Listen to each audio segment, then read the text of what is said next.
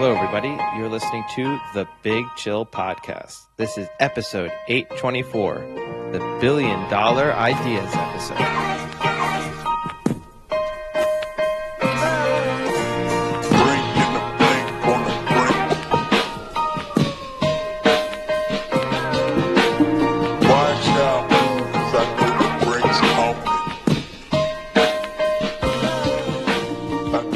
Hello, Big Chillians, and welcome back to the Big Chill Podcast. I'm Frank, joined as always with Eddie. What's that? This is the nail in the coffin of anyone who believes that the Chiefs are good, because the Lions are just going to explode out of the blocks against this Chiefs team. They did. And it is going to be like, oh, this Chiefs team looks old and slow, and this Lions team is just running all over them at light speed. So what do you think? So I think that the Lions score 40 plus. Oh, really? I think they win fairly easily. Wow. Like 40 to 20, something in that range. And it's just a nice blowout for the Lions. I just want to make sure there's enough space. Yeah, look, we can improve the production value on this if you want to start doing this as a bit. I can give you the access. Okay. We'll be Mr. Accountability on all of our own predictions. I could go to town on some of yours, that's for sure. Yeah, look, okay, I got that one wrong. It happens, you know. I still stand by the general premise, which is that the Lions the Chiefs. You think the Lions are? You think the Chiefs are the best team in the NFL now? I don't think there is a best team in the NFL right now. I genuinely don't. I think it's impossible to say who is. It's crazy. Like again, and we'd already kind of spoken about this. I'd felt about the Chiefs going back to when they lost against the Jags that there were signs there that their offense is more functioning than it was at sort of the beginning of the season.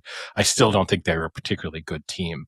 I do think that they benefited, and I know people, I think they benefited from some soft to beneficial calls throughout that game, and that had a couple of those gone differently. And some of those are right. I mean, we don't need to jump in straight away, but for example, the Jared Goff call on it's the correct illegal call. Shift, it's the correct call, but undoubtedly it was not handled correctly. Like the correct call was missed, and then whatever was sent in from New York or wherever saying, oh no, actually that's an illegal shift. He can't do that. You can't throw a flag 55 seconds after the touchdown was scored. Like that doesn't, they were discussing for an illegal it. shift. Well, they were discussing it. Yeah. Well, what I think is crazy about that, real quick, we'll just kind of go that one. I put a lot of that on it. Like, how do the Lions not know that? Either they didn't know that was the rule, which is awful that they don't, Jared Goff says he didn't know it was the rule. That's crazy. That's fucking crazy. He said that someone needs to explain it to him, that his understanding was that unless he actually physically got under center, then he wouldn't be treated as the quarterback in that play. And then they treated him as a quarterback because of proximity. I can't remember exactly the way he explained it, but that as far as he was concerned, that wasn't the rule and that it needed to be explained to him.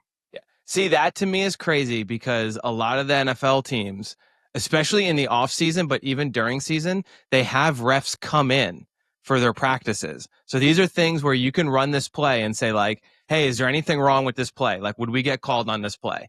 So that to me is a little crazy that the Lions kind of didn't know and fucked that up. Yeah. The exact quote from Jared Goff is, I've never heard this. Because of how close I was to the center, that declares I'm the quarterback. If that's the rule, I guess we need to do a little bit more research. You think he's just gaslighting? Maybe. I guess he doesn't have you to hold him accountable to quotes in the same way that I do. So he can just say whatever he wants post game. It doesn't really matter. Everyone will forget about it by next week and move on. But yeah. No, I agree with you. I think the big takeaway here is like I texted you yesterday. I don't know who's good in the NFL right now. I mean, this is crazy. You have a Falcons team that beat the Buffalo Bills that 2 weeks ago lost to the Carolina Panthers 30-0. Like it's just wild, some of these games and what's happening. So it's interesting because I think I know what your take will be, but a lot of comments I've seen on social media is that this is great.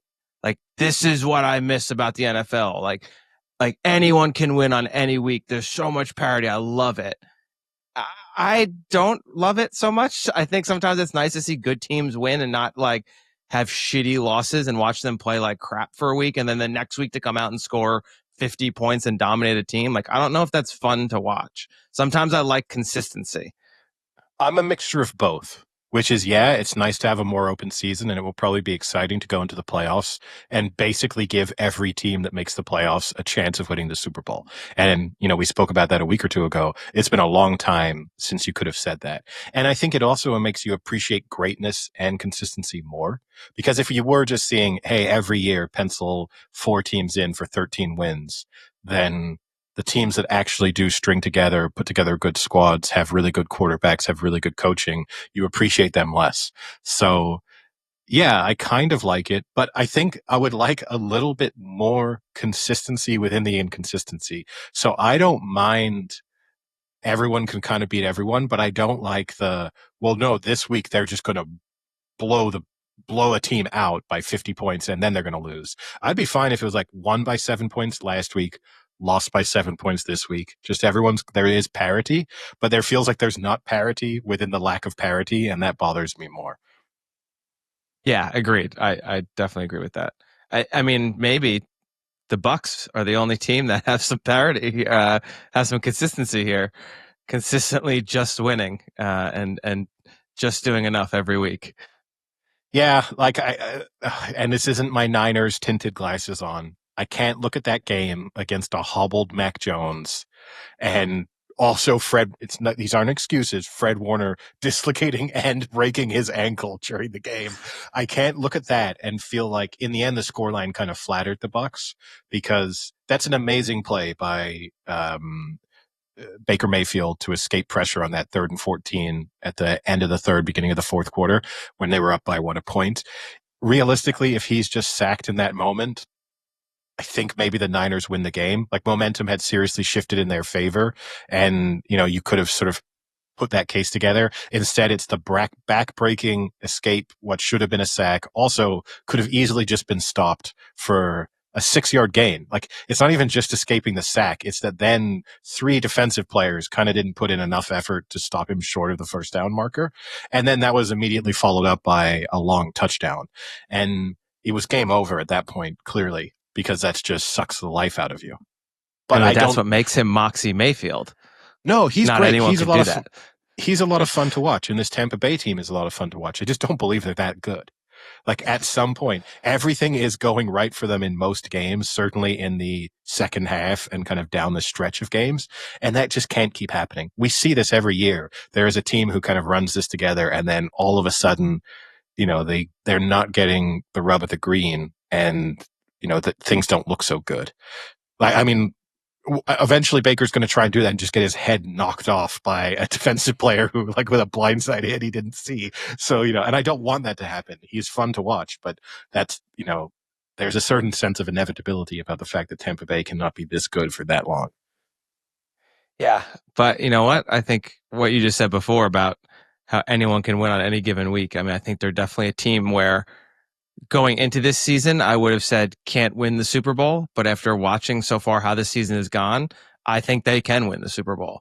Like, genuinely, I don't think they're the best team at all, but I think that they have enough drive within them, especially with Baker, being able to win those late game drives, but then also with how everything else is going and how teams are giving up crazy scores and losing games they shouldn't. They can run the table.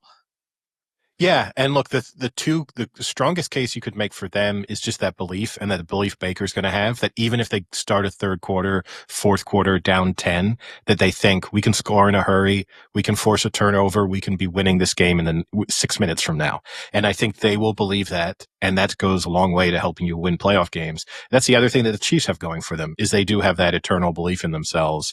Been there, done that. Like, when the moment matters most, they will be able to come out on top. And the same, we speak about it every week. This is why I'm going to give the Eagles the benefit of the doubt too, is just they'll also have that inner confidence. And then there's a bunch of teams where what worries me is I think they're good. Like, I think the Bills are still fundamentally a pretty good football team, but as these losses accumulate, I worry that they don't have that belief in them.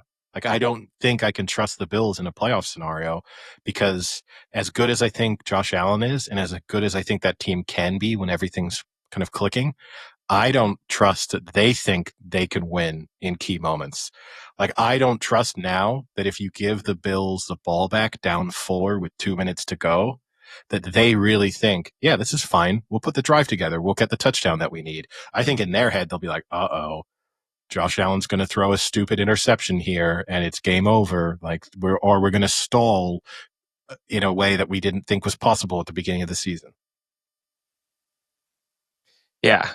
Well, what about, Eddie, the Indianapolis Colts and Indiana Jones?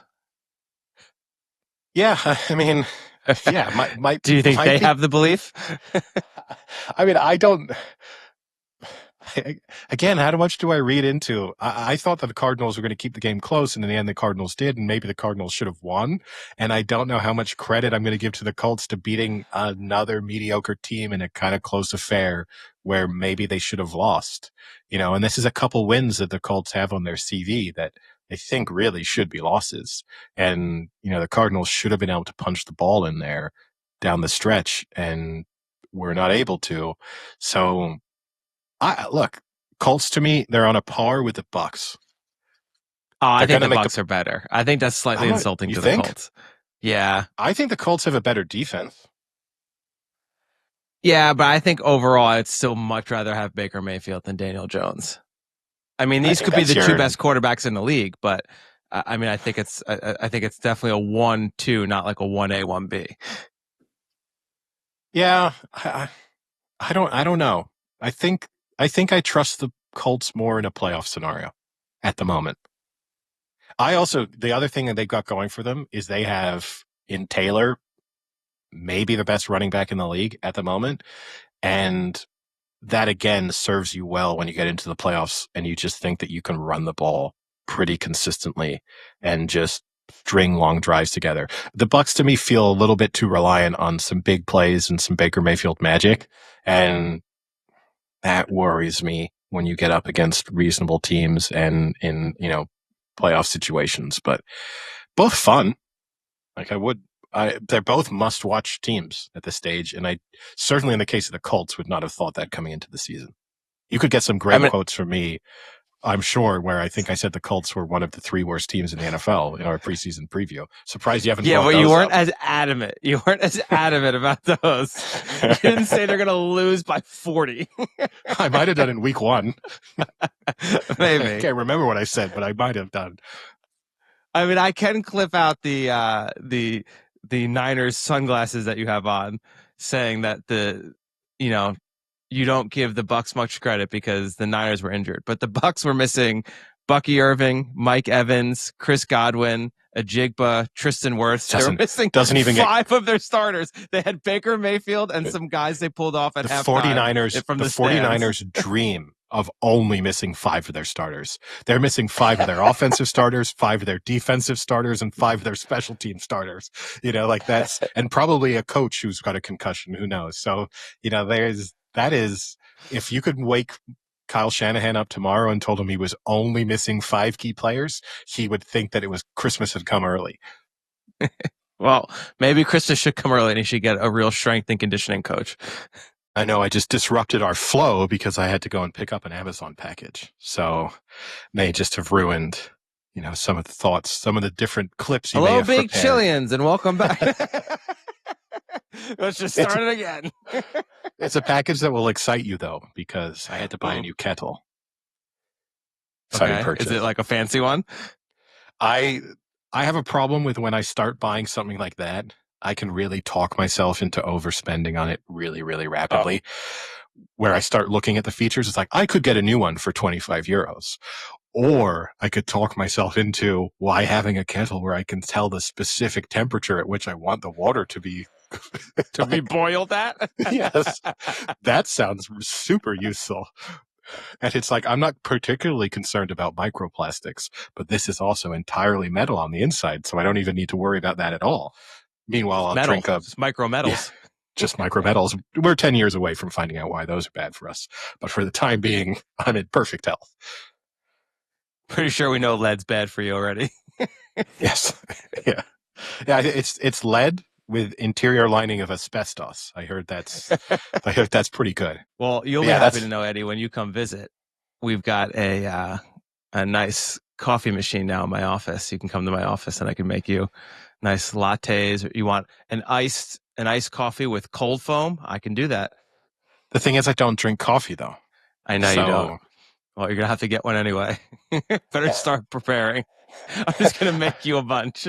can you make me not coffee with your fancy coffee machine? Is that possible? Yeah, I can make you hot water. We could put tea in it. Okay. Some hot water with some foam on top. You could make me I a can do London that. fog, I guess. Oh, I can make you a London fog. I can do We'll that. make the tea separately. It's in the cookbook that All they right, we'll do provide. that. That will work. Great. Now I got to go get London. All right. Where were we? NFL teams. Now, talking points from the weekend actually getting us one of the things that has amused me. We had another. I thought I had gone, in the end, I said I thought the NFL game I'd gone to in London was fundamentally pretty good. Not the best ever, but You picked the right one, buddy. Yes. This one was atrocious. This one was genuinely one of the worst games of the season.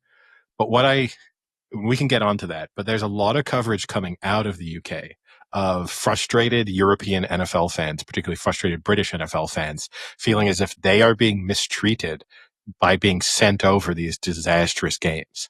And that the NFL, if they do want to grow the game in Europe and do want to sell people really expensive tickets to London games, that they have a kind of duty of care to actually pick some good teams and some good games and some NFL superstars.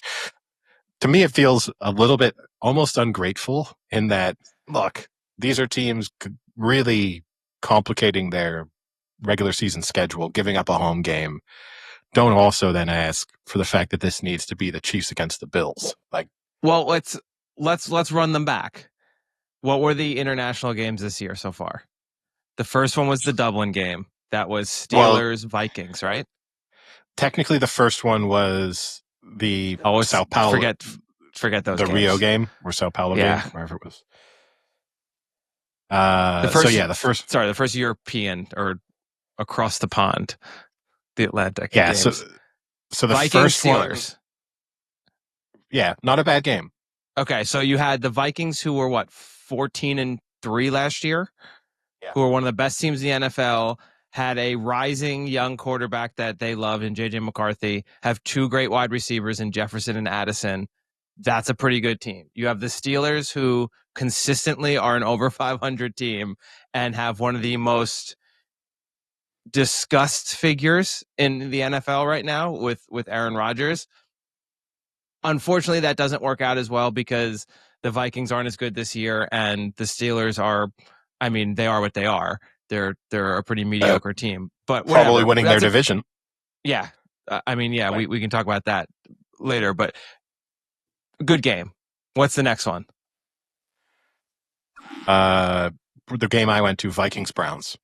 Yeah, that one is a little less good. I understand that it makes sense to keep a team over to play two games, but it does kind of suck to see the same team twice. But I know logistically that makes it a lot easier for the NFL. The Browns are a tough sell.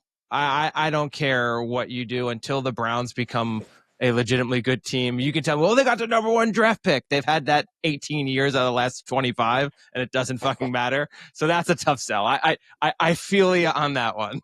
Can I also say, you've given me some criticism. I want to do a mini victory lap, like a victory 10 yards, a victory first down. I came away from that game and you shat on me a little bit for the in-person thing. But whilst everyone else, their big takeaway was Dylan Gabriel actually looks pretty good. And I said, I'm not sure. He looked pretty awful in person. Now there's a lot of people saying Dylan Gabriel might be awful. So I might have been I was 1 week ahead on the turns out a Browns quarterback is actually really bad. Then we had this week's game, the Broncos against the Jets. Yeah, the Broncos, another up-and-coming team, had a great year last year, have a great new quarterback that everyone was pretty hyped about, a lot of buzz with Bo Nix, good coach in Sean Payton. I don't think the Broncos are necessarily a bad one. The Jets are a tough sell. Again, here's another team that's almost, they're coming into Cleveland Browns territory soon. they continually just suck it up, and that's a rough sell. Yeah, I feel you on that one as well, England. Yeah, but you kind of knew what you were going into if you're buying tickets for a Jets game. Like there's Still, I think the argument's not that they're getting duped into buying tickets. Is that what's the other option? I think some of Would them you are rather getting go see the duped. Browns or would you rather go see the Jets? Like Oh, the either one Browns. sucks. Oh, look, I don't based on what know. we saw, no, I don't I know. saw infinitely the better game. I didn't see a team just get to the end of a half and just run out 25 seconds standing there. No. I First they run a fake punt to keep the drive going, and then they just end the drive of the half. just standing looking towards the sidelines of, are we supposed to run a play? Are we calling a timeout? What are we doing here? And then called a timeout, which turned out to be crucial, burned a timeout starting the fourth quarter. Which, I mean, in almost every instance, take the 5-yard, take the delay of game penalty. In a close game, in a one-score game, in a game that was clearly going to be set to be one score until the very end, just based on everything we'd seen from the first 3 quarters, the timeout is infinitely more valuable than the 5 yards. So just take the delay of game. As embarrassing as that is, as annoying as it is, I can't remember if that was a first down or what the scenario was. Even if you were 4th and 1 and you just were going to go for it and now it's 4th and 6, take the delay of game. Don't burn a timeout that in the end you really, really needed and weren't able to use. And then this week, right, you have the last one, the last London game, and that's London game.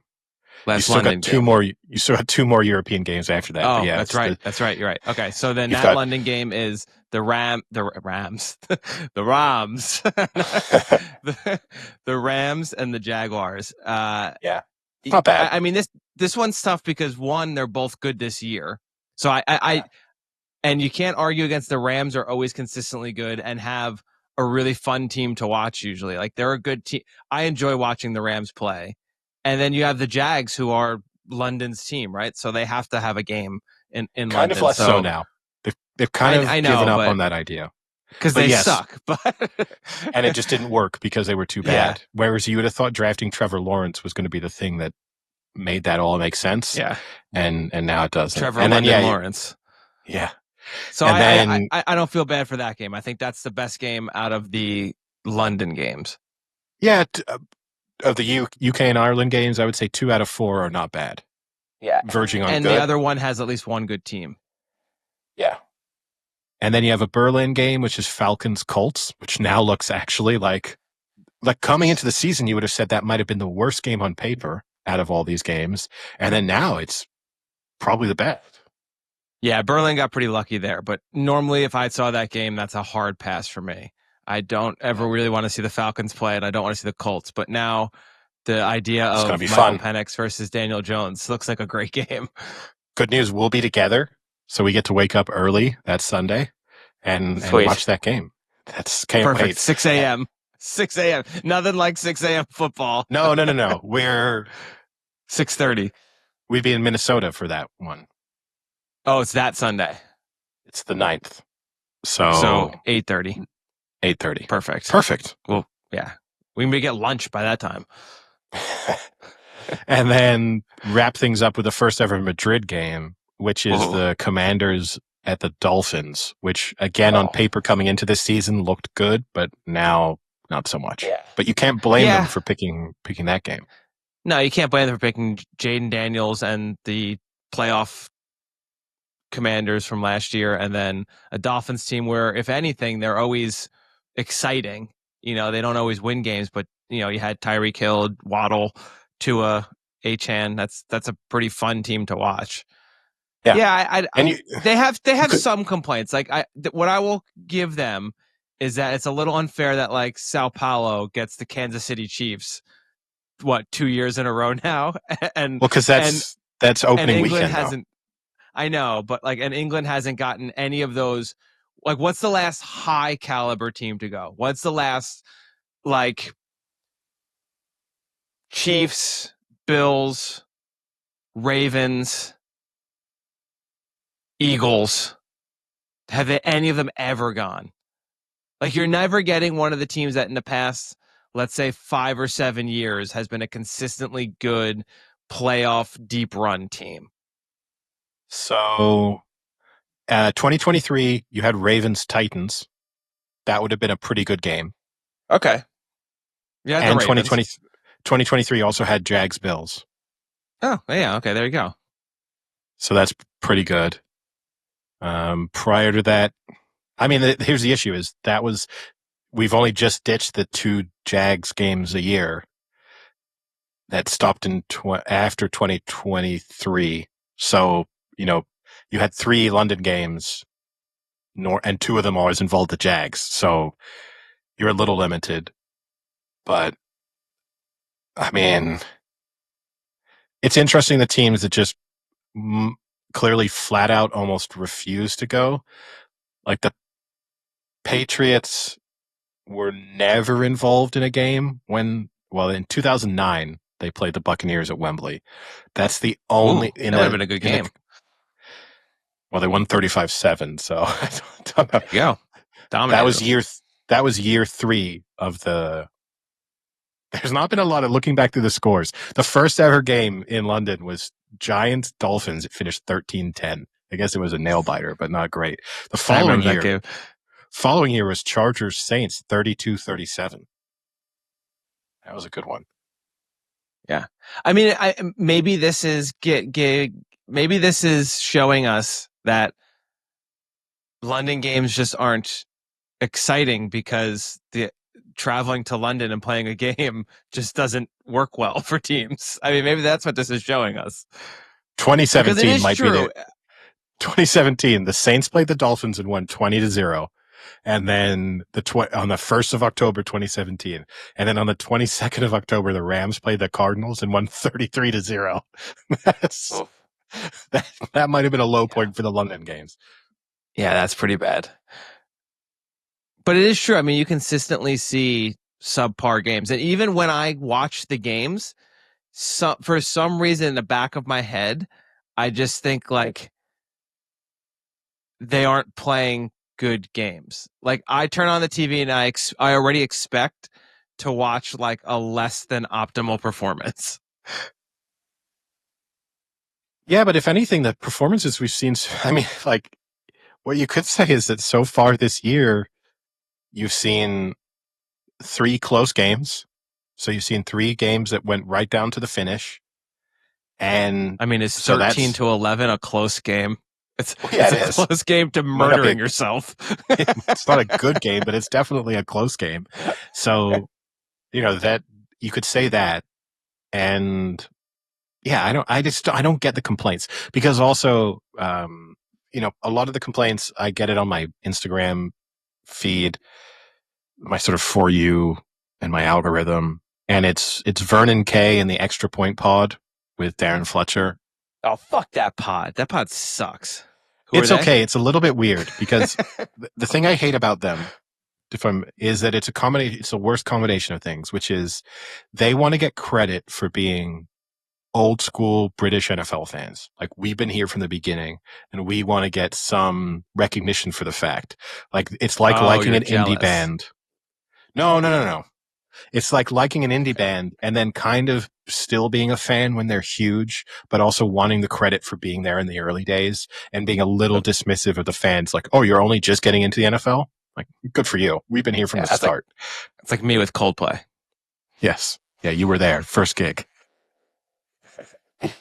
Before Yellow. Yeah, pre-Yellow. And part of the argument, I was there when Yellow was white.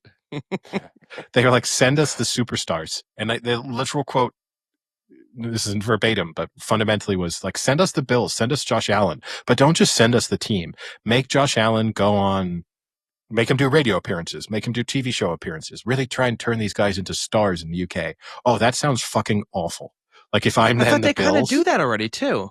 They don't really do TV. They do gimmicky things. They but they don't meet do like real. an English. They meet like a Premier League player, and they like swap jerseys and swap kicking the ball and They do a throwing the kicking ball. contest against Harry Kane at their training facility. Yeah. They don't really do a real appearance. They're not going onto TV, and they're not going onto a radio Oh, they should show. go on like But the Graham Norton show. That would be that's it. They'd be or fucking stars. perfect for you. They get Josh Allen on the chase, and you just see. Oh boy.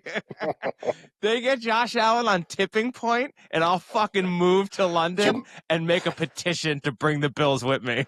You make that's a new requirement of the NFL games is that the two teams have to compete against each other on all of the daytime quiz shows. Like they have I to love nominate it. a team member. This might be the best idea the NFL's ever had. Oh, this is amazing. This would expose them. And what also be funny is because a lot of the questions are UK themed, it would really show just how dumb they are. Stupid. It would be so good. Yeah. And then you even do, in their hotel rooms, they could do, come dine with me. Like They oh, come on, stop. Now you're just playing with me. Now you're just teasing me. No, you were going to Love Island where they're going to start all dating each other. Oh, come on, come dine with me would be so good. Oh, Yeah. I would pay to see some of those guys like rip into each other for their meals. I think just doing an athlete / celebrity come dine with me would be great. Yeah. I mean, they have had celebrity come dine with me, but it's not the type of it's not a level of celebrity that you might be expecting. It's like someone who's not really a celebrity, but technically gets to call themselves one. But yeah, I mean, because that's the type of thing you could prepare ahead of time.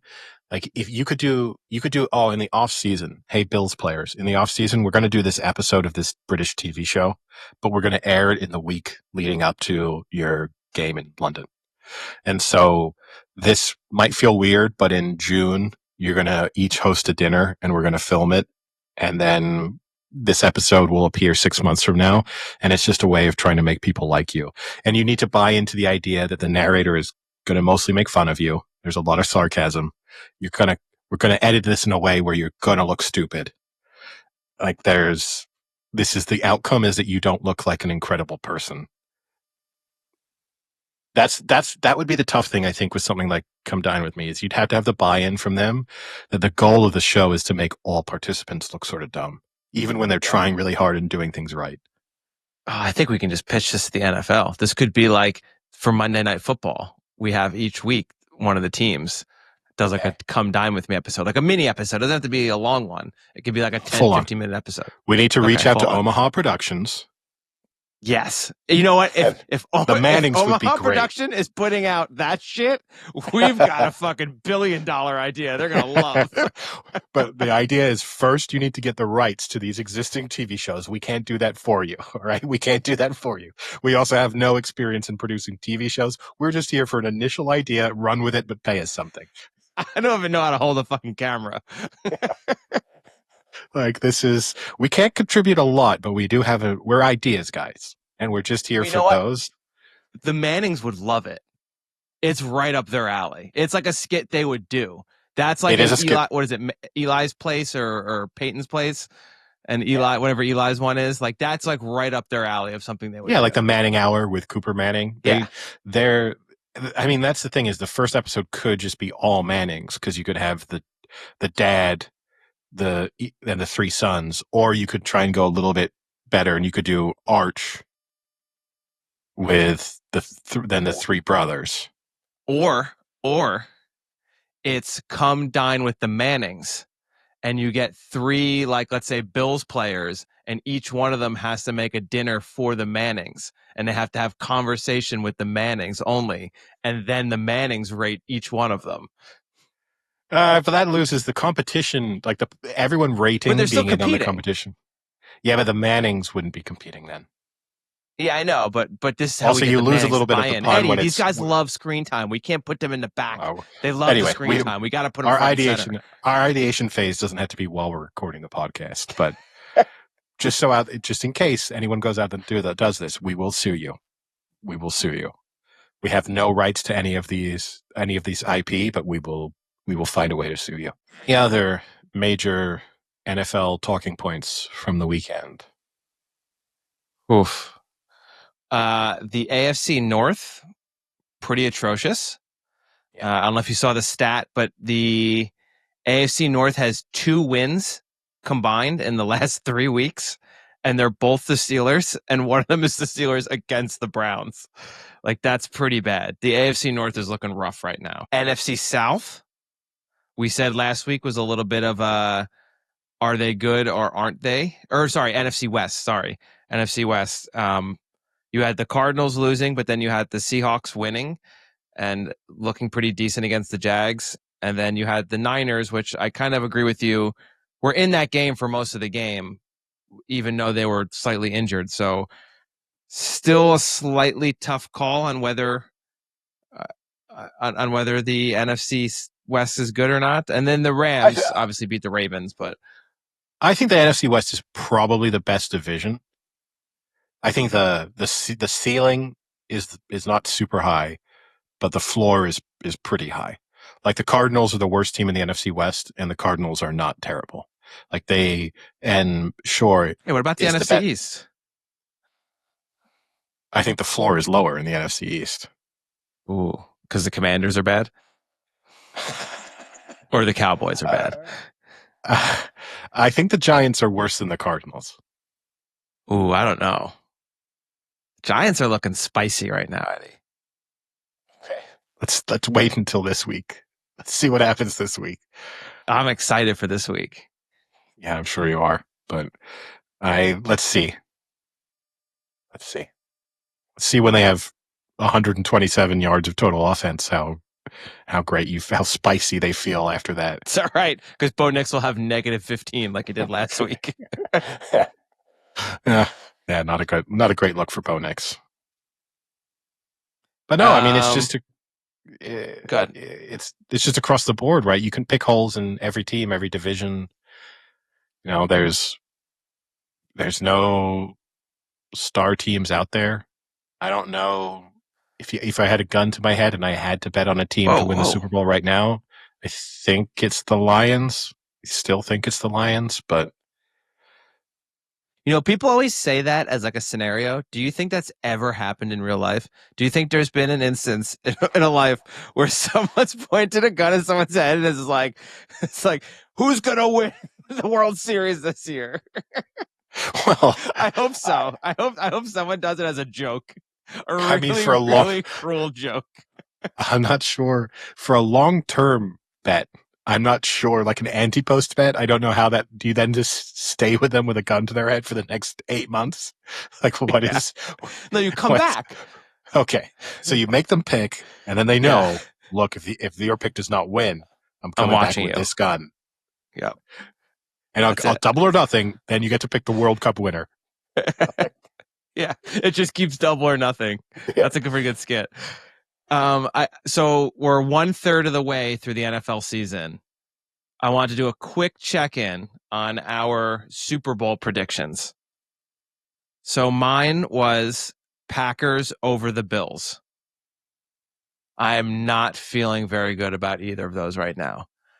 I'm not super, and maybe the Packers are just in a lull right now, but this is a pretty long lull where they just don't seem very good. Tacoma.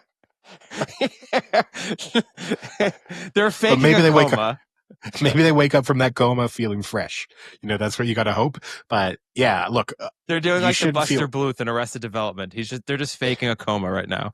You shouldn't feel great about it, but you're not dead in the water. Like no, I'm not. You're not dead in the water, but also the Bills.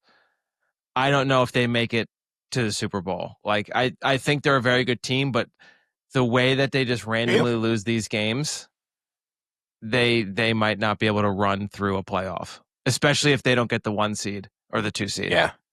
Well, I think they definitely need a bye because I do feel if they got to win 4 games in a row, I do not trust them. Whereas as stupid as it sounds, 3 games sounds so much more believable. Yeah. Especially if they have home field through those 2 games. But at least 2, yeah. But yeah, if you tell me they're on the road and they got to play 4 games or just even on the road for all 3 of those, I would give them very little chance. What was yours? The same. Were you the same? I think I was the same. Yeah. Fuck. I give myself a great chance. I feel Gun to your head. Are we fucked? yeah.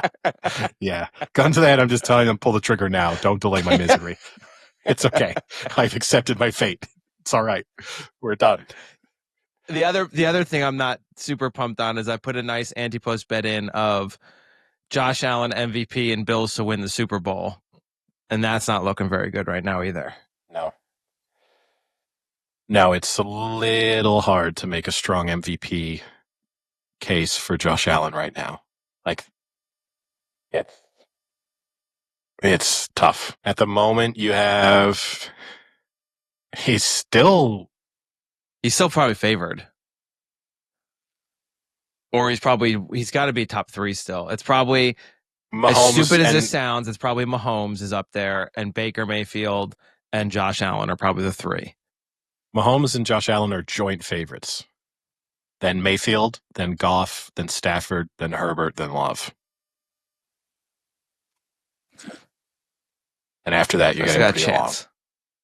Yeah. We're still early. It's only 1/3 in this season. And especially what happens in the first third is like 10% of how this impacts compared to the last third. All anyone cares about is the last 3 games. Like last year, was it Lamar Jackson had a bye and literally blew away his chances of the MVP with a bye. Yeah. Wait till Baker has his bye, and then his odds are going to go to 40-1 again. Like it's just once he doesn't get to escape a sack on primetime television, no one's going to remember how good he was. But yeah, look, I don't know. I kind of like Jared Goff at those odds. What's Daniel Jones? Daniel Jones is 25-1. Oh boy, still value in that. Still value. He's got the same odds. Imagine what the value He's got the same odds as Justin Herbert. That's insane. Yeah, it is insane. I wonder what his odds were at the beginning of the year. It must be insane. I hope his mom bet on him.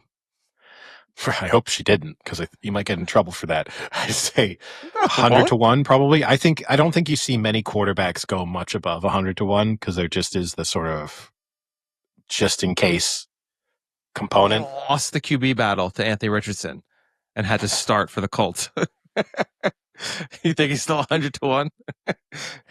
Last week or last time we spoke about this, remember I said that Mac Jones was just Brock Purdy's pulling steadily ahead of Mac Jones now. Brock Purdy's ahead of Mac Jones? Yeah, in the MVP. Because Mac Jones isn't going to make it much longer. Mac Jones is on fumes right now. You know the one that scares me a little bit? Aaron Rodgers. Ugh. They stink. Come on. He's not doing good at all. But they might stink their way to like 12 wins. And then. But he doesn't look good. It doesn't. It's the narrative. I don't think they'd give it to him. I think they'd give it to Mahomes before they gave it to him.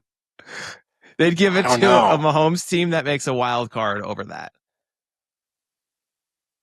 I think the thing that goes against Rodgers is he has a really bad relationship with a lot of journalists. And so, like you're not going to get the press that you need, and the votes. But I still think there could be a story in the final month of the season of that. Oh, wow. In a season of inconsistency, the Steelers have been pretty consistent. Aaron Rodgers at 40, pretty good quarterback. He's got almost as many wins as anybody, and almost seeing this as a little bit of a lifetime achievement award, even though Rodgers has already won MVPs, already won Super Bowls, but kind of seeing this as a nice way for him to sign off, which we've historically kind of seen. Like, we saw that with Peyton Manning and Tom Brady down the stretch. The thing that hurt them is I think no one knew exactly when their final seasons were, whereas Aaron Rodgers is being pretty transparent about this is it, or at least for the time being he is. But until he rubs shit over his face and makes a different decision. Stafford 16-1. Yeah, Stafford and Goff. Fucking Drake May's 10-1. I know. I hope. I'm quickly becoming a Drake May hater just because other people are Drake May lovers, and it drives me insane. Like, I don't get, like... Dak Prescott should have a better chance of winning the MVP than Drake May. Drake May's 10-1, and Dak Prescott's 50-1. And I could argue that the Patriots have a better roster than the Cowboys, that they're in an easier division. And the Patriots' 4 wins are the Dolphins, the Panthers, the Saints, and the Bills. They have one good, decent win. The other ones are really bad wins. And they have losses against the Raiders and the Steelers. Like they are flattered by their schedule. But the problem is they'll continue to be flattered by their schedule. We went through it before. They really don't have much tough games besides like the Bucks and the Bills again. Like that's it. The Patriots are going to finish with like 11 wins. And I can't wait to bet against them in the playoffs. I mean, what you should be jumping on is Jackson Dart's even money favorite for offensive rookie of the year.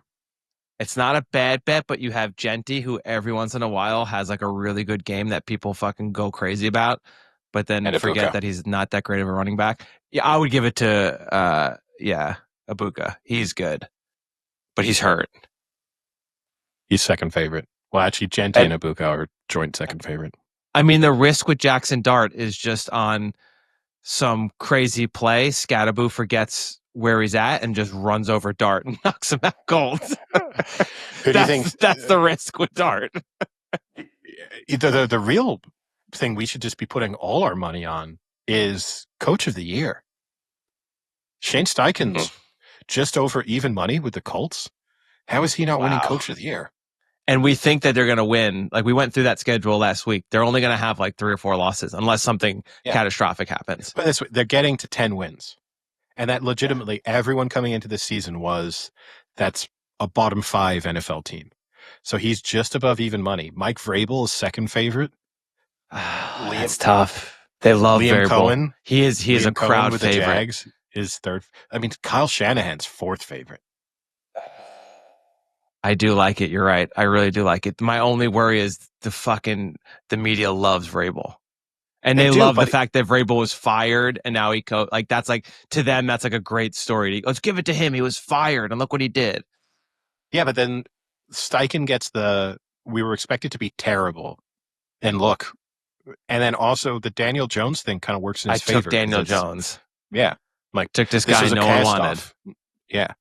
He was laughed at in his final season or two with the Giants, and now he's MVP of the league. That's the double we do. They probably won't let you combine those two things, but we can do the thing that some other podcasts do, and we'll just combine them, even though they're somewhat correlated. And then 25 to 1. Yeah. On the Colts to win plus the Colts to win. We just combine it all. All right. Any other NFL topics to discuss? That about covers it. College football quickly. Do you need a Franklin related Penn State rant? I don't know what my rant would be. I'm pretty like indifferent on the entire thing. I don't know. I have been a Franklin supporter for a long time. I think he's gotten the heat a little unfairly. But when you lose 3 games in a row with the team that was the first or second pick to win the national championship, and 2 of those losses are to teams where you were 20-point favorite, like that stat that's going all over the place is it's the first team in like forever or ever to lose back-to-back games when they're favored by 20 points or more. It's pretty inexcusable. But at the same time, I don't know. In today's college football, I hate saying that, but in today's college football, I don't know if it's good to fire your coach at this time, because you're going to get everyone that's going to leave from the transfer portal, which is now still before the season ends. So likely before they have a coach, and then your team's just going to be dismantled. And then you're kind of fucked. Hey, Bill Belichick might be available. Yeah. Great. I might be available too. Yeah, I told my boss that I'm putting my name in the hat. So just a heads up. I told him yesterday. Yeah, I don't know. College football is always a tough one to judge, because I do agree with you from a full outsider's perspective that he definitely got more criticism than he deserved in some of the early years, where it was, what do you expect? We're not making the playoffs because Ohio State is a juggernaut.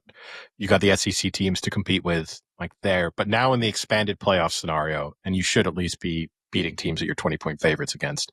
You know, as I said to you, that I'd seen that if you'd bet $100 on Penn State to lose 2 weeks ago, money line, roll that over, that $100 would be nearly $17,000 after those 2 games. And that would be what Franklin is going to make in a minute.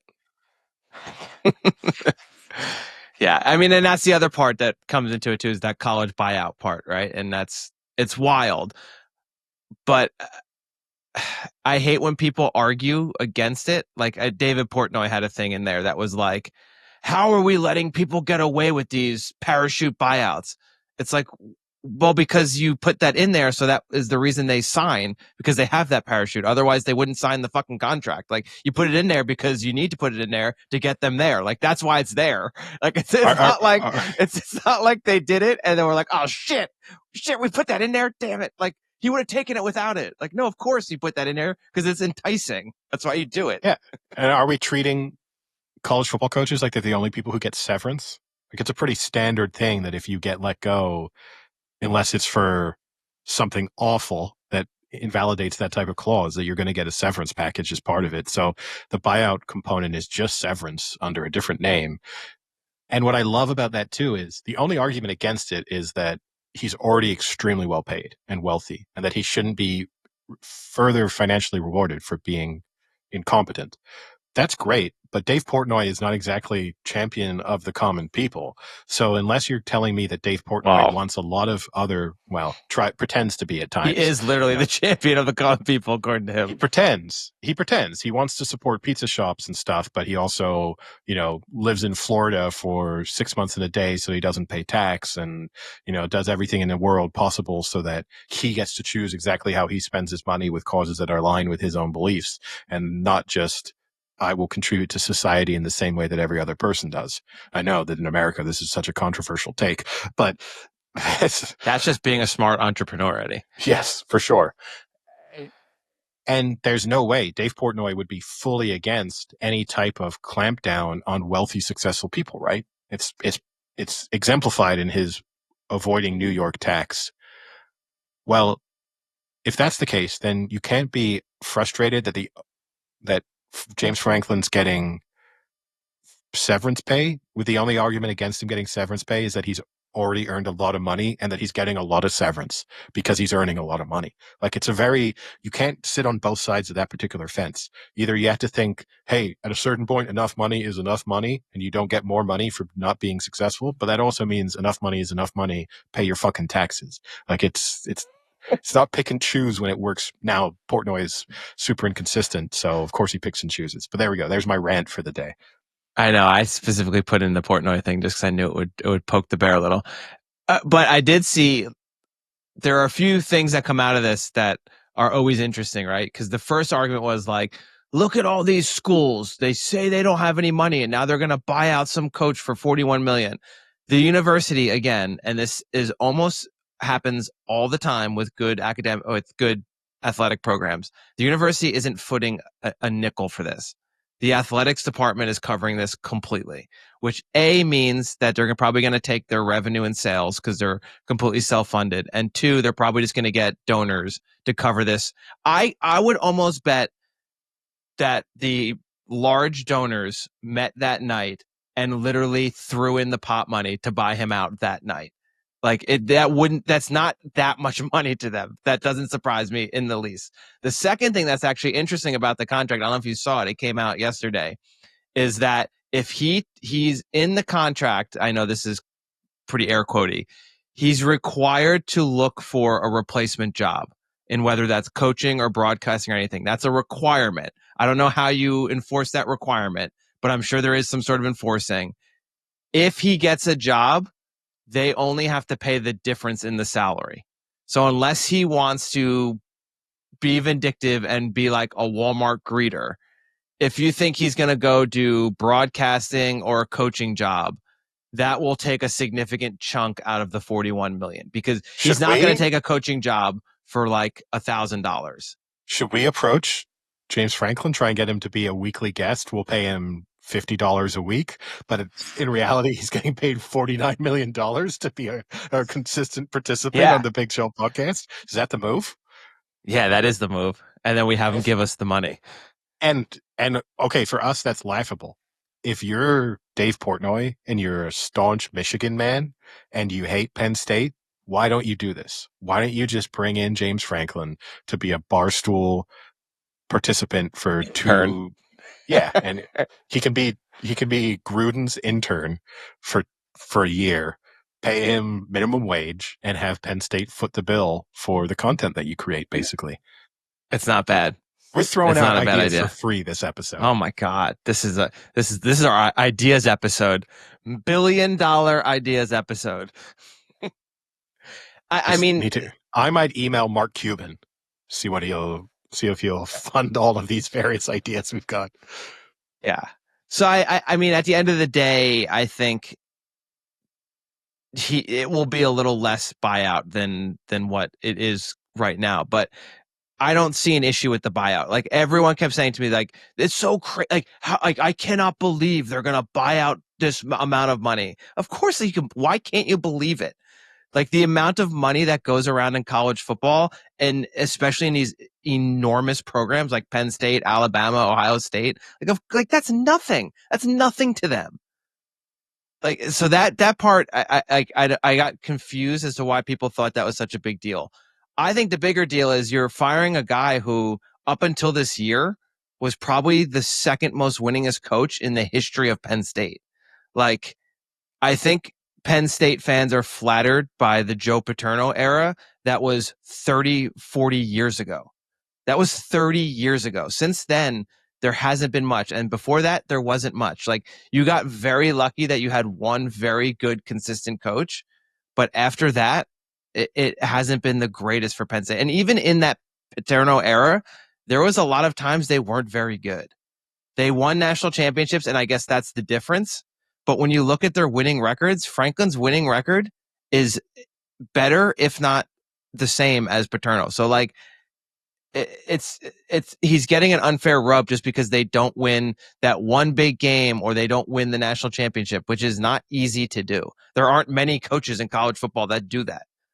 And they're going to be hard pressed to find someone who does. But you lost to UCLA and at Northwestern. That's a fucking terrible look. The tough thing too, right, is in previous formats, they would have never won a national title under him, but they would have come a little bit closer because they finished, second in the Big Ten a couple seasons under him. So you would have at least, like, the expanded playoffs have kind of helped him in terms of allowing them to get playoff games, but then also hurt him in the sense that it makes people feel like, oh, well, but we should still be winning the national championship. It's like, why? You're not even beating Ohio State in the regular season. Why should you?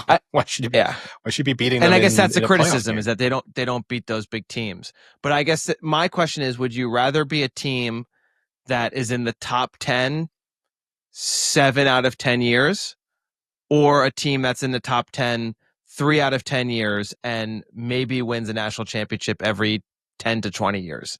Like, I think that consistency isn't the worst thing. Like, it's kind of nice rooting for a team that loses 1 to 2 games a year and is always kind of in it. You know what I mean? Like, up to that Ohio State game. Welcome. Oh, here. Yes. Up to the Ohio State game, they're almost always in it, right? Yeah. It's the dream. It's the dream. You're right. That's the dream. Penn State's the dream scenario. Win most of your games, fall just a little bit short. But I mean, you look at last year, right? So they went 8-1 in the Big Ten, 13-3 overall. They lost 45-37 to Ohio State in the Big Ten championship, which maybe at the time didn't feel like a great performance. But then Ohio State was just an unstoppable juggernaut for the second half of the season onwards. So actually, Penn State went as close to beating Ohio State as pretty much anyone did down the stretch. But they didn't beat them, and that's what people will continue to say. No, they didn't. They never beat them. They didn't, but you know what I mean? Like, realistically, in the end, that was just about as good of a performance as anyone put up against Ohio State. Yeah. Eventual national champion. Because, I mean, like, the other comparison that you can maybe compare this to is, like, would you rather be like Penn State, which is kind of always in it, or would you rather be a team like LSU, where LSU wins the national championship once every 15-ish years. But then other than that, they're 9-4, 10-3, 10-4, 6-7, 15-0 national championship, 10-3, 9-4, 8-4, 13-1 national.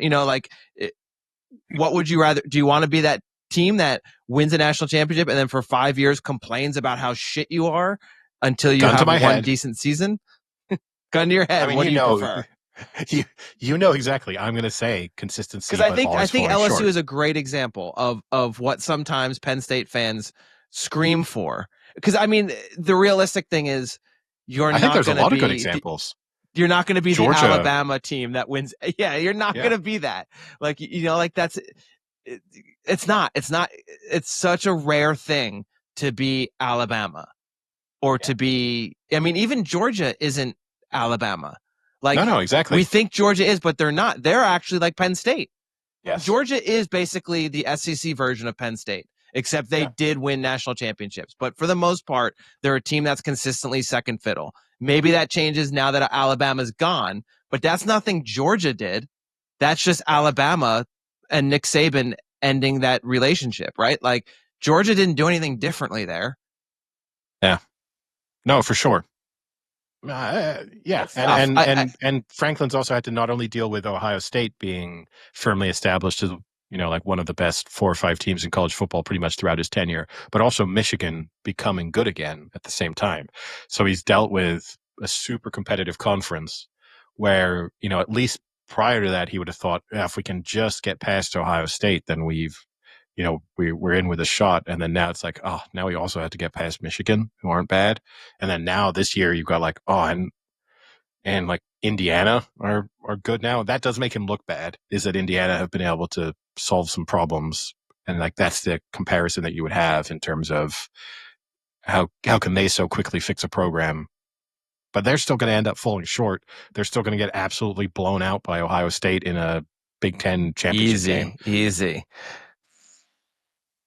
My thoughts on college football. Just pencil the same 4 teams in. Penn State's going to beat Indiana. It's going to be the great equalizer. You can quote me now. Prepare the clip for later for sometime in December. The Ohio State minus 25 against Indiana in the Big Ten championship game. But yeah, I guess that's my rant. I feel slightly bad because I think he's actually done a pretty decent job at Penn State, but I think the snowball kept rolling over the years, and I think this 3 losses in a row just is the end of the snowball. Like, it's just too much at that point. I just don't know what you get that's going to be better. I mean, maybe Matt Rule is doing okay at Nebraska. Maybe you get Cignetti from Indiana, Manny Diaz, maybe, I don't know. Nick Saban out of retirement, maybe. That'd be James Franklin rehired. That would be what a move. Then they don't have to pay the buyout because they pay him the same amount. They saw the backlash to the buyout and they want to deal with it. Yeah. All right. I guess that pretty much wraps up with it still being the international break in football. Pretty much wraps up all the sport content. Any non-sport? Have you watched the latest episode of Task? Oh yeah. Have you? Yeah, it frustrated me. I mean, it was always going to be an eventful episode, but just because it's this penultimate episode of a HBO penultimate show, baby. Yeah, it was. Spoiler alerts for Task. This is up to episode 6, the penultimate episode, which then leaves just the finale left next week. This is probably the last thing we'll speak about. So if you haven't watched it, you can probably just tune out now. But because it will be heavily spoiled. And if you have watched it, then you, like everyone else, watched Officer Lizzie get scatterbooed on that bridge. She did get destroyed there, to the point where the only question is, rough.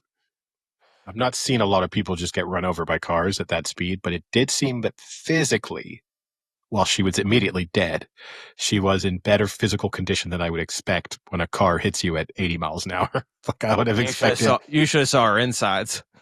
Yeah. Yes. They were a jumbled mess.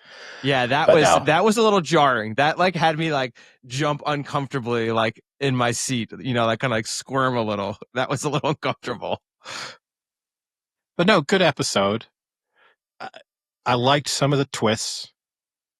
I feel like this show has had nice subtle twists, but most of them you can see coming. So like you were really ahead of the game on the double bluff with the boss being the leak, and then no, it's actually someone else. That was a good call from you, pretty much immediately. I thought it was obvious that when he threw the drugs in the river, that those were not the drugs. Like that was the moment of like, this is the plan, that this is his way out, is either he's happy to die, but he gives his family the escape, which I think is probably what he's really thinking. Or there's a scenario here where he comes back to life. No, but that could buy him the time. Like if they had just gone full pursuit of the drugs, maybe he could get away and then escape to Canada like he wanted to. Yeah. Yeah. I mean, ultimately though, the plan does somewhat fail in the fact that he doesn't kill that guy. Yeah. So now I'm slightly worried for Maeve and the kids, because that guy he is not very happy. If I were to be critical of it, a little bit of a trope of the guy on top of a guy in a fight looks like he's going to win, yeah. and then the knife gets the other guy, and you get to see the facial. Oh no, I've been stabbed. We've seen this a million times. They could have maybe been a little bit more. I kind of thought he was going to make it though.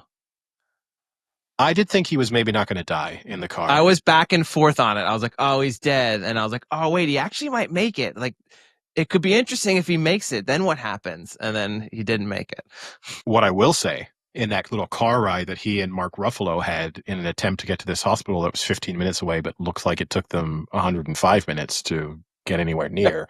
Like, everything else was going on. I know it's not perfectly time synced, but it felt like that they were in their car for a while and they were still on a dirt road in a forest when the guy told them. And also, why does he need to tell the driver, like, could you hurry it up a little bit when the guy is dying in his lap from a massive stab wound?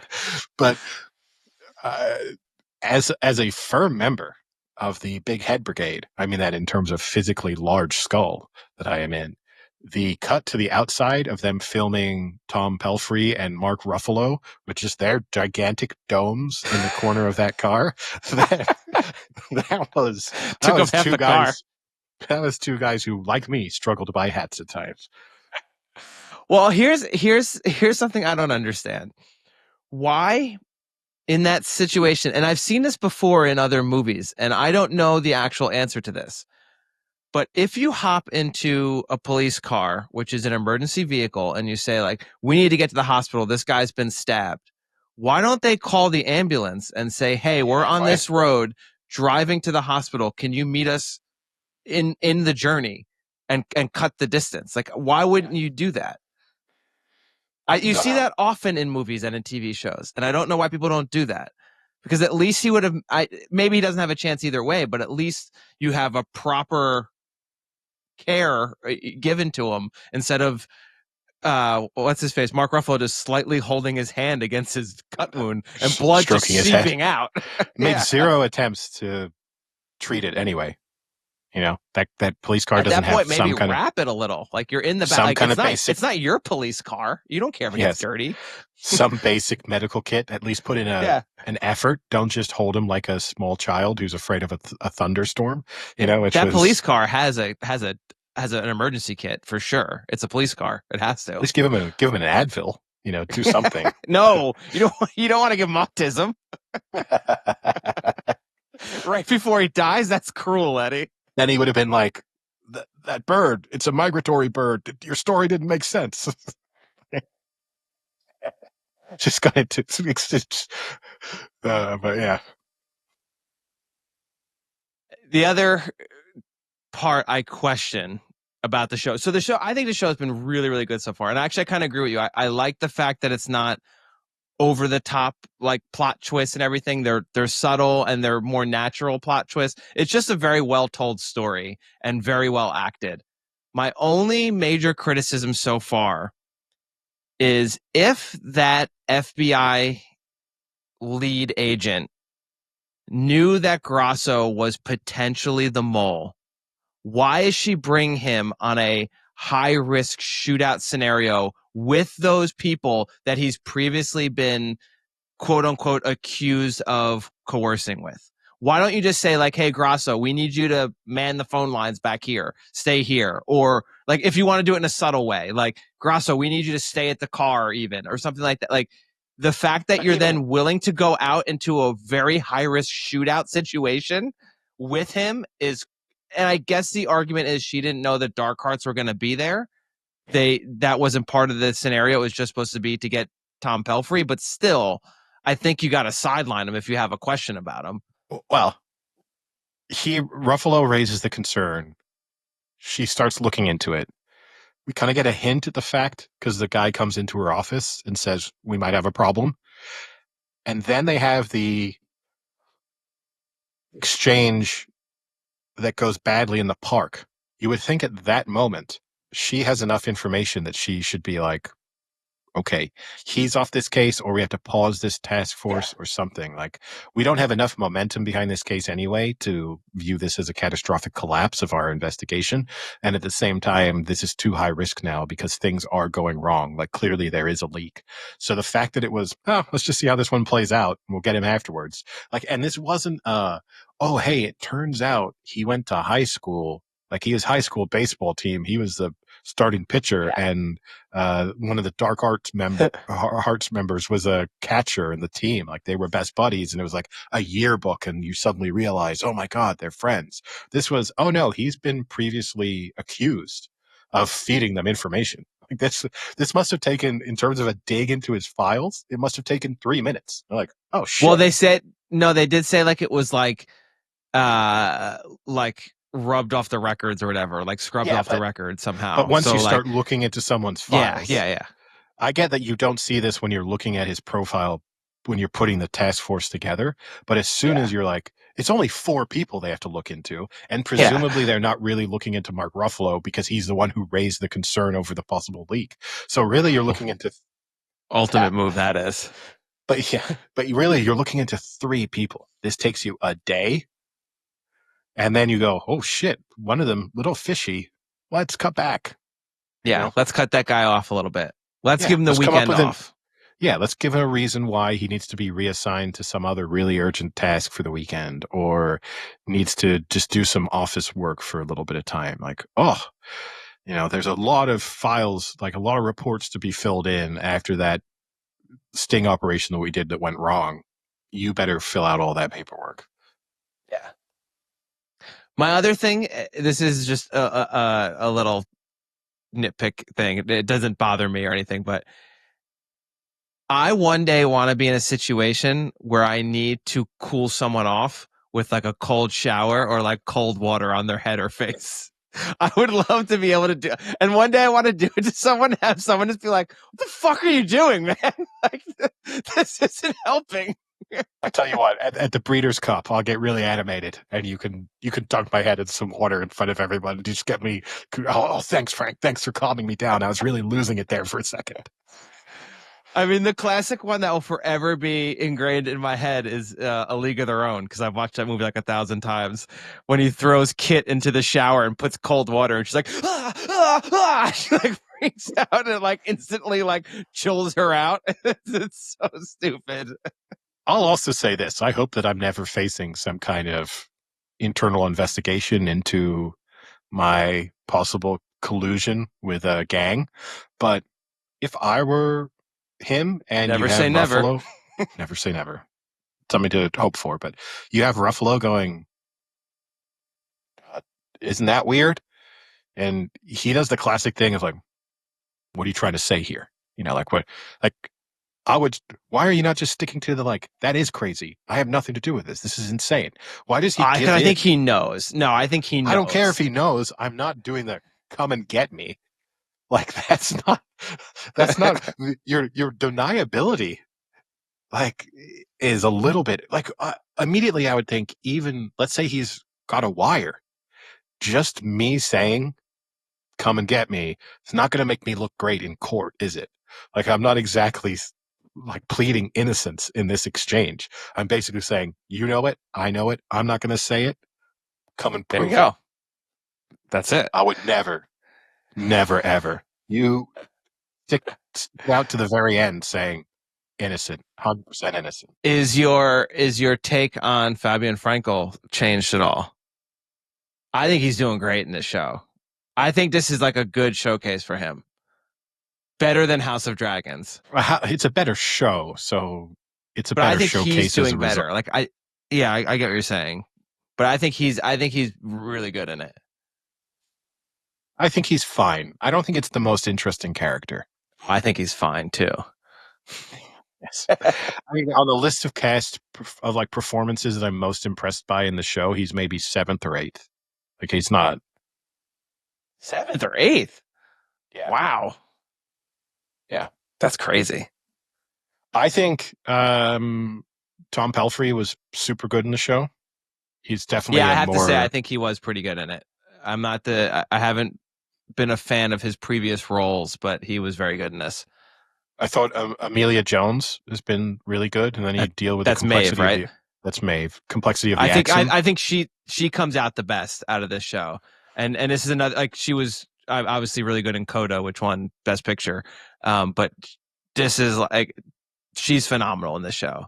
I think she's the best in this show. I know a couple weeks ago I had the comment about the like spitting in the face, and maybe we don't need to see all the spit flying out of people while they're confronting someone in the show.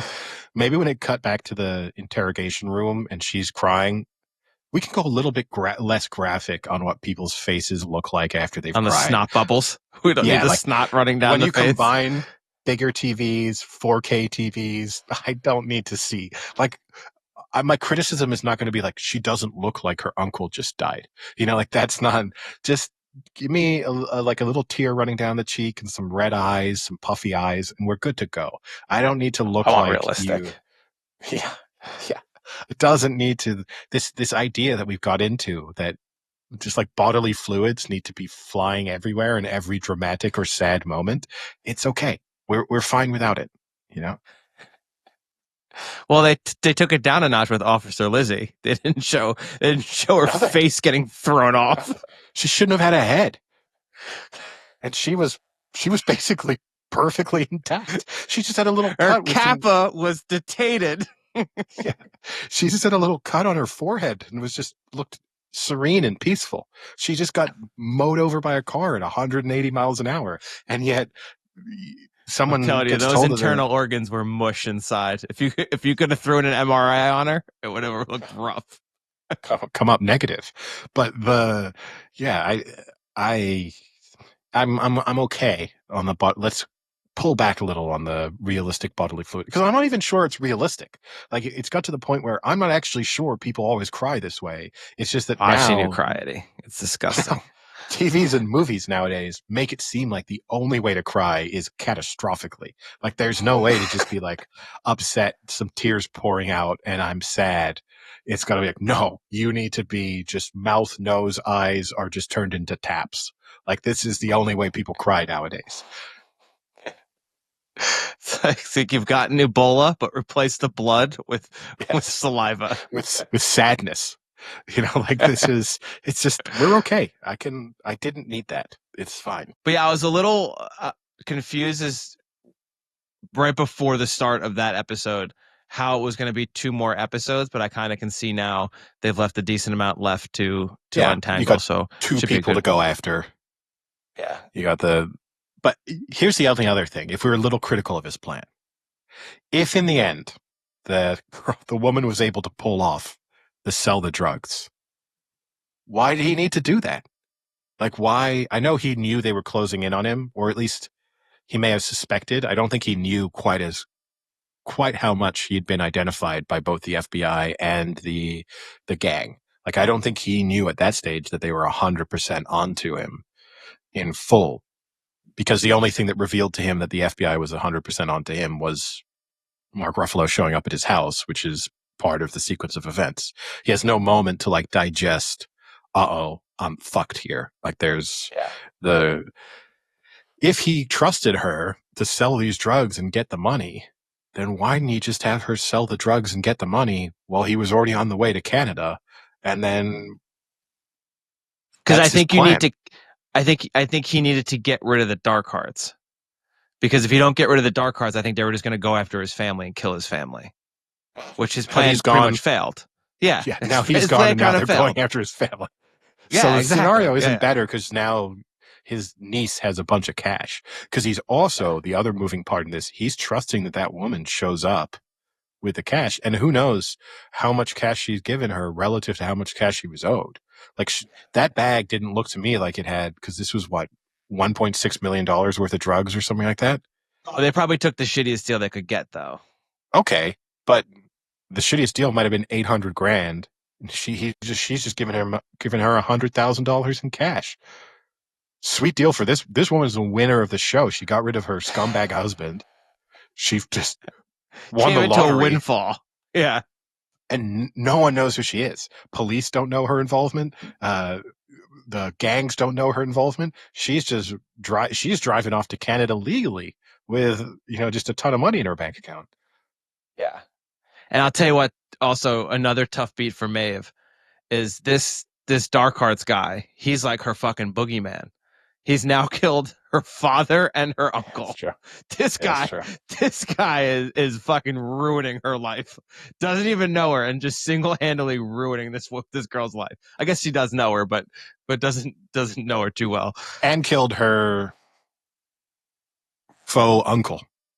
Because he also killed. Oh yeah, that's his true. uncle's best friend, Yeah. who she liked. Yeah. Like she had a kind of the Uncle Garbage, step uncle that she had Uncle been adopted Trash. by. That's what they call him. Yeah, Uncle Trash. So, That's what the kids called him.